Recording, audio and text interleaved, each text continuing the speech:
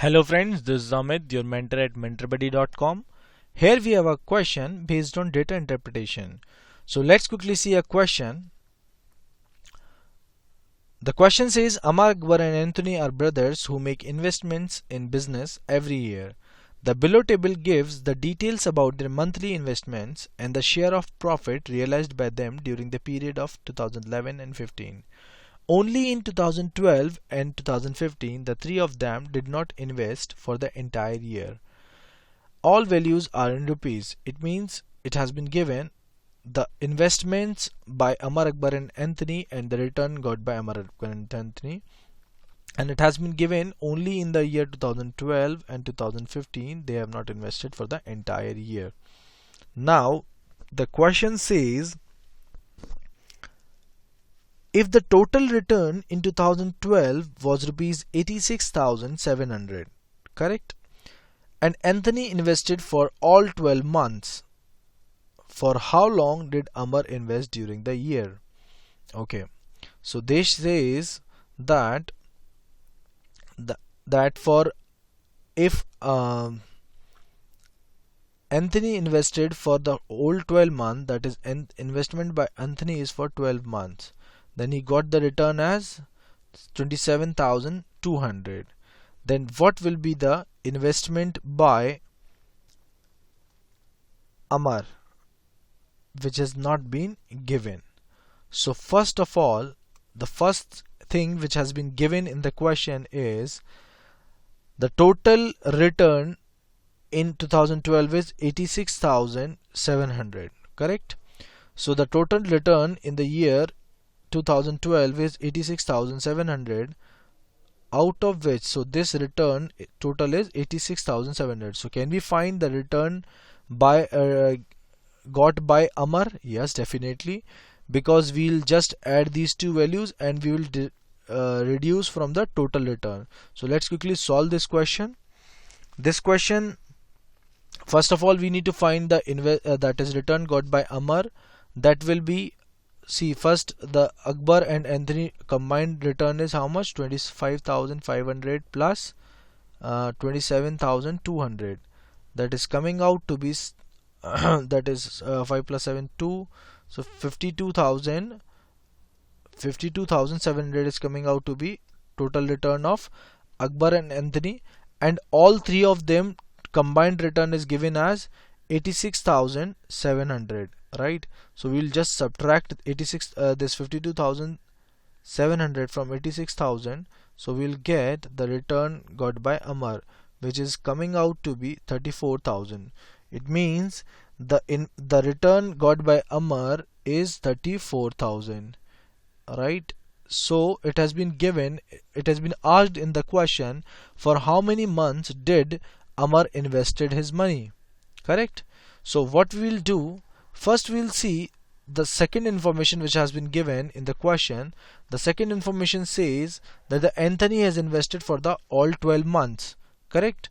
So if Anthony invested for the 12 months, what will happen?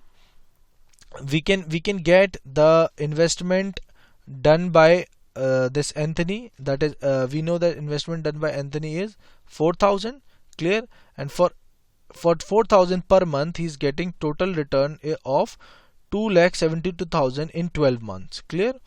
So what will be the return in 1 month? We can see, yes, we can definitely see. We can just divide it by 12 and we can get the return in 1 month, clear. So before that we'll just divide this value and we'll see that how much is the return, clear. So that is first we'll see that the return got by Anthony by investing 4,000, he got the return as 27,200, clear. So see, this is the monthly investment, clear. The monthly investment has been given, so we can easily find the annual investment because he has invested for the all 12 months, clear. So we can find out that is 12 into 4, 48,000 he has invested and he got 27,200 as a return, clear. So we can see that if 4,000 has been invested, so he got the return as 27,200. If 1 rupee would have been invested, you would have got 27,200 divided by 4,000. That is coming out to be, we can cancel out this with 4, it will come 6 and then 8, right? 6 8, so it is coming out to be 6.8. so it means the money is getting 6.8 times. Clear? We can easily see that if 4,000 is multiplied by 6.8, the return is coming as 2.72. so let's suppose the money the if 6,000 has been invested for the all 12 months, then what would have been the result, that is the what would have been the return if the money has invested for all 12 years. So what we can do, if this money was 6,000 that is invested by Amar, then what would have been the return? The return would have been for all 12 months, that is 6,000, or we can directly do it like this, that 2,72,000, that is 27,200 divided by 4,000, that is when 1 rupee has been invested, so 6,000 is invested multiplied by 6,000, so it will come out to be 3 by 2. So we can see it, and 1 3 and then 6 1 3 6, right, and 00.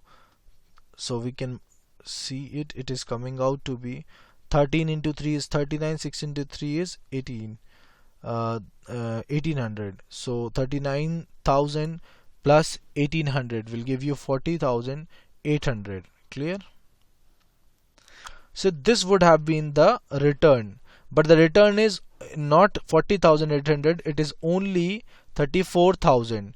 so 40,800 would have been the return for 12 months. So the 1 month return would have been 40,800 divided by 12. We'll get the return for a month.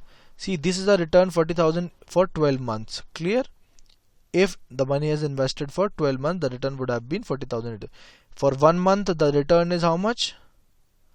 The return is 40,800 divided by 12, which is coming out to be 3 and then 4, 3,400. Clear?